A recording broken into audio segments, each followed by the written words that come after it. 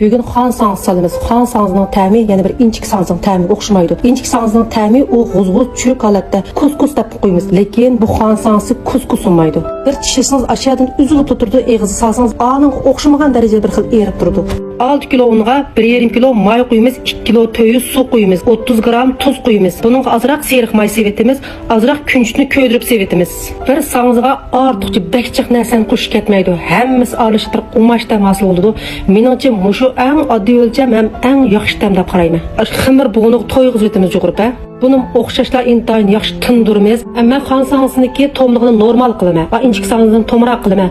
Bək tom qıvatmayma. Bir yesa xuddi mikrofonni qolumuzu tutub turgandek, xuddi bang-bangdan yegandek unda qılmay, normal tomluqda salsaq buludu. Otunu odatdagi inçik sağızın sağa ot bilan oxşaş qılsaq buludu. Bu sağız sal tomraq uğaşqa, ot sal uzaqraq turğuzumuz içidan sınıp pişsin. Bunda bu teximi tatlı buludu. Erib charchab sağız salsam, ussam ya içim qurutsa, şeker qumuchi yaptiman. Endi ma yo'lishima ekran qarab, ekranga patmay qapsasan deydi. Meningda musimizda, meningda cho'nglar patqayadi, men patmam demamda. Pishirib chiqarib olgandan keyin bu tamamen so'g'anda biz buni tanqin chachimiz. Ma attir